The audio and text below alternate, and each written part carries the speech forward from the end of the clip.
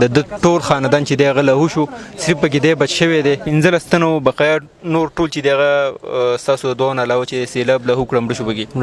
دې ماشوم خپل د مور خپل د پلار مرګ خپل د پوره کور مرګ چې دی په خپلو سترګو ولیده.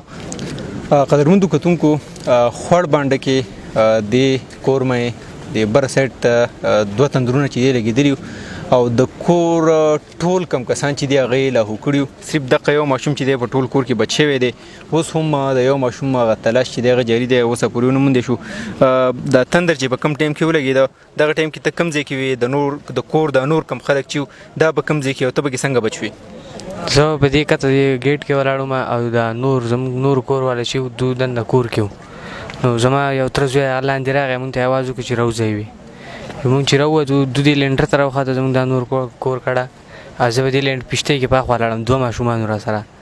یو اخوا هلته مونږ پوله کې په بره وختو، مونږ 3 تنه واړه، دا نور دلته. نو بیا برې نه آواز وشو چې په پورته راځئ. مونږ چې په پورته روان شو، بره نه دغه راغی، له پاسې نه غر راغی په مونږ. زه ته مې په کته رادښتی. مونږ چې په کته رادښتېږو، مونږ چپې ووالو. بیا زه نه مې پوه شوی چې مونږ کوم طرف ته لاړو. مونږ یې نورې بیا لاندې کړو، زه یې هلته سیټ ته ویشتې وم. بیا 2 ماشومان تا سره او دواړه بچي؟ یو ما سره بچ شو، مونږ دواړه یې وویشتو په کته، یو لاندې شو. دا نور چې دوی د لینټر نه ټوپ کاوه، دی اړۍ ته په پورته تلو، دوی دقلته لاندې کړو. په پوره کور کې یو ته بچی یو بل ماشوم دی؟ یو بل ماشوم. او ټوله کډه په کور کې څو وه؟ یو 11 تنه. 11 تنه به 11 که زیات؟ 15 تنه به وداسې. 15 تنه بقایا نور ټول چې دی هغه ستاسو د دغه نه علاوه چې سیلاب لاهو کړه مړه شو پکې؟ مړه شوه. څه زخمیان؟ زخمیان پکې څو دي؟ 2 زخمیان دي. 3 زخمیان. او 8 کسان به دي کې پاتې شي؟ 9 کسان پاتې دي. د یو تلاش هله جاري دی که نه؟ کله چې د برې نه سیلاب را روانو، په دغه ټایم کې تاسو ته پته ولګېده، نو بیا بل طرف ته نه شوې تللی چې یاره ده؟ نه، دې لینډر ته راوخوتو، مونږ په داسې په پورته لاړ شو، نو هغه په مونږ باندې له پاسې نه راغی بل. هغې وویلو. او کوم ټایم کې دوی د سیلاب لاهو کول تا لیدلي وو؟ نه، یو مې هم نه و لیدلی. او څوک پکې ستاسو مور دی او پکې نیا نیکه او دغه؟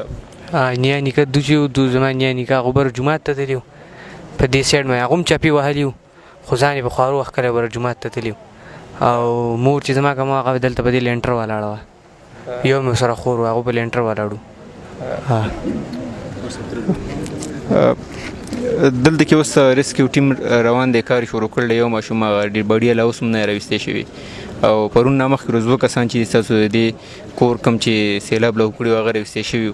نو څه پیغام تاسو ورکوئ؟ د امدادي سرګرمیانې ډېر مطلب د نیش برابر دي او مشکلات دي خلکو ته. پوره ستاسو د خوړ بانډه شو، ګمبد شو، دا تقریبا سیلاب متاثر کړي په مکمله توګه تباه دي. زه به څه ووایم؟ قدرمندو کتونکو، دا چې دی دې ماشوم خپل د مور خپل د پلار مرګ خپل د پوره کور مرګ چې دی په خپلو سترګو ولیده، او په دغه بده پیښه کې سیلابي اوبو کې د ټول خاندان چې دی هغه لاهو شو، صرف پکې دی بچ شوی دی. او دی دا وایي چې یاره ډېر زیات دردناک مناظر، خو خدای پاک به زه بچ کړم، یو ماشوم را سره بل و هغه بچ شو. باقي نور د ټول خاندان کم کسان چې و هغه د سیلابي اوبو لاهو کړه. او دغې اوبو کې چې دی اوس هم دغه ملبه کې د یو ماشوم تلاش چې دی د ډېډ باډی هغه روان دی. حکومت نه خلک غوښتنه کوي چې یاره د خوړ بانډه شوه، بره د ګمبد چاګم شو، دا ایرې چې دا په مکمله توګه تباه دي. زموږ سره اپوزیشن لیډر ډاکټر عبار صاحب موجود دی. دې نور څه موږ د دوی سره خبرې اترې کوو، خو به هر حال کوم مناظر چې یل دي موږ په خپل سترګو ولیده. یقین وکړه چې دغه مناظر په الفاظو کې بیانول چې دی هغه ناممکن دي. ډاکټر صاحب سره به خبرې اترې کوو، پروګرام هم وړاندې ونځو، نو زموږ سره اوسئ.